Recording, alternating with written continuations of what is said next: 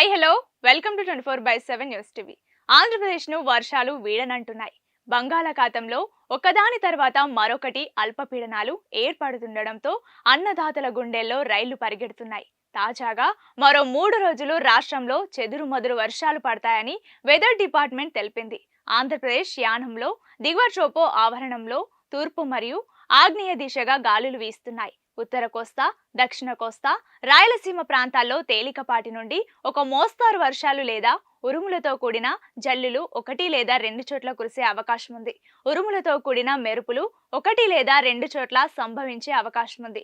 శుక్రవారం, శనివారం తేలికపాటి నుంచి ఒక మోస్తారు వర్షాలు 1 లేదా 2 చోట్ల కురిసే అవకాశం ఉంది. హైదరాబాద్ లో చూస్తే టెంపరేచర్స్ పెరుగుతున్నాయి. హైదరాబాద్ లో ఈ రోజు, రేపు కనిష్ట ఉష్ణోగ్రత 19.73 డిగ్రీల సెల్సియస్ గా నమోదైంది. భారత వాతావరణ శాఖ ప్రకారం ఆకాశంలో మేఘాలు ఉంటాయి. గరిష్ట ఉష్ణోగ్రత 29.2 డిగ్రీల సెల్సియస్ గా ఉండే అవకాశం ఉంది.